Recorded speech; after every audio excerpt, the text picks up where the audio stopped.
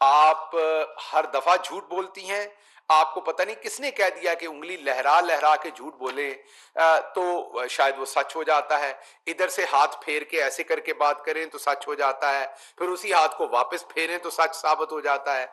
ऐसे कुछ नहीं होता। सच जो सच होता है वो बोलने से सच रहेगा।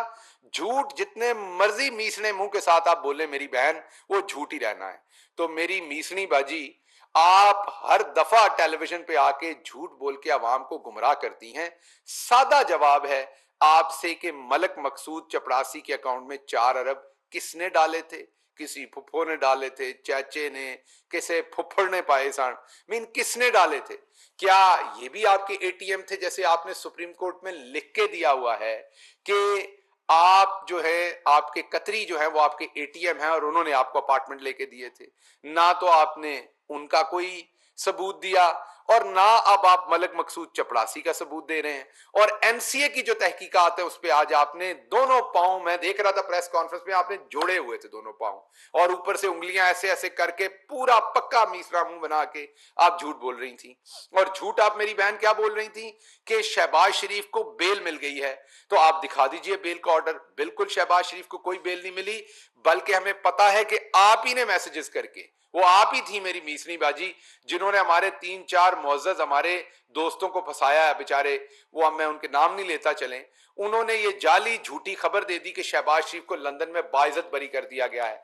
अब वो मुकदमे भुगतते फिर रहे हैं। पैमरा में उनके खिलाफ ऑर्डर इशू हुआ है कि वो माफीनामा एयर करेंगे झूठी खबर देने के ऊपर।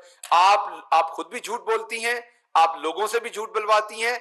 मेरा तो ख्याल है कि आप वो शख्सियत हैं जो नॉर्मली लोग होते हैं कि वो जब सो जाते हैं तो वो झूठ नहीं बोलते। जैसे मरियम सफदर साहबा हैं, वो जब भी बोलती हैं झूठ बोलती हैं, लेकिन जब वो चुप रहती हैं तो झूठ नहीं बोलती। लेकिन आपका वो मकाम है कि आप जब सोई होती हैं तो आप आदत से इतनी मजबूर हैं कि आप ख्वाबों में भी झूठ बोलती हैं। आप इस कदर झूठी फफे कुटनी हैं मेरी बहन कि आपको झूठ के अलावा और कुछ आता ही नहीं है। तो आज फिर आपने नेशनल मीडिया पे बैठ के ये कहा कि शहबाज शरीफ को बेल मिल गई, तो हम तकाजा करते हैं कि वो बेल ऑर्डर जो है वो आप लाएं सामने। कल एक जब जब अदालतों में केसेस चलते हैं तो मुअज़्ज़ज़ अदालतें जो हैं वो रिमार्क्स भी देती हैं, सवाल भी करती हैं। दोनों पार्टीज के वकला से उन्होंने मुश्किल और आसान सवाल करने होते हैं। तो अदालत ने सवाल किया एक जज साहब ने जो ट्रस्ट डीड थी उसके ऊपर, और उसके ऊपर क्या वावेला मचाया गया। हालांकि बात बड़ी सादा सी है। अगर आपसे कोई पूछे कि आपने फलां अपार्टमेंट कब खरीदे तो आपको उसकी रसीद देनी चाहिए। जब आप उसकी ट्रस्ट डीड देंगे और उसमें कैलबरी फॉन्ट यूज करेंगे और वो फॉन्ट उस टाइम मौजूद ही नहीं होगा मार्केट में जो आप नीचे डेट लिखेंगे, तो आपकी जागसाई तो होगी, आपके लिए शर्मिंदगी का बायस तो होगा, आपकी फिर इज्जत अफजाई तो बनती है मीडिया पे भी और सियासी स्पेस में भी। तो आप लोग ऐसी हरकतें ना करें जिससे बाद में आप लोगों को दुश्वारी का सामना हो।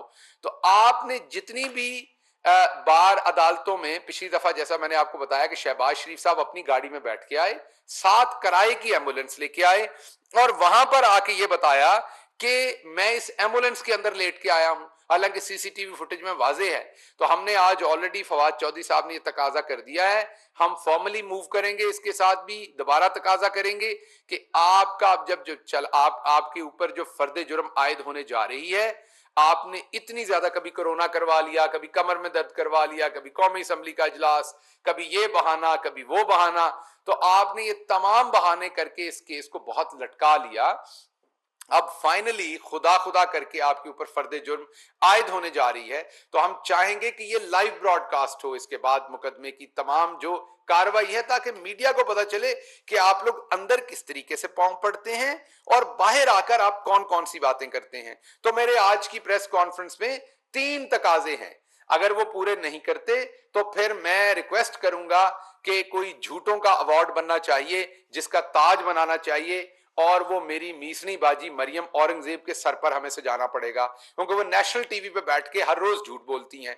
आज उन्होंने कहा कि शहबाज शरीफ को बाइज्जत बेल मिल गई है, तो वो ऑर्डर दिखा दें जो बेल मिली है, या आपने ख्वाबों में जो झूठ बोलती हैं आप, उसी झूठ का एक जो है वो प्रोसेस है।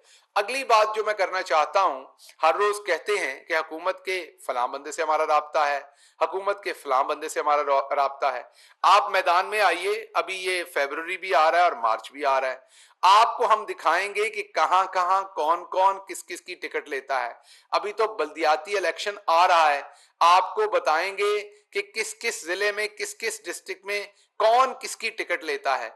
आखिरी बात सिर्फ बता देता हूं आपको, उसके बाद आप अपने घर को खुद ही जरा ध्यान कर लें कि तकरीबन 24 लोग हैं जो आपसे बहुत तंग हैं। उनमें से 2 लोगों ने आपकी पिछली मीटिंग में यह कहा कि हम इस्तीफे देने को तैयार हैं। जब उनसे तकाजा किया गया, उन्होंने कहा इस्तीफे देने को तैयार हैं, लेकिन नवाज शरीफ साहब जो भगौड़े बने हुए हैं वो वापस आए।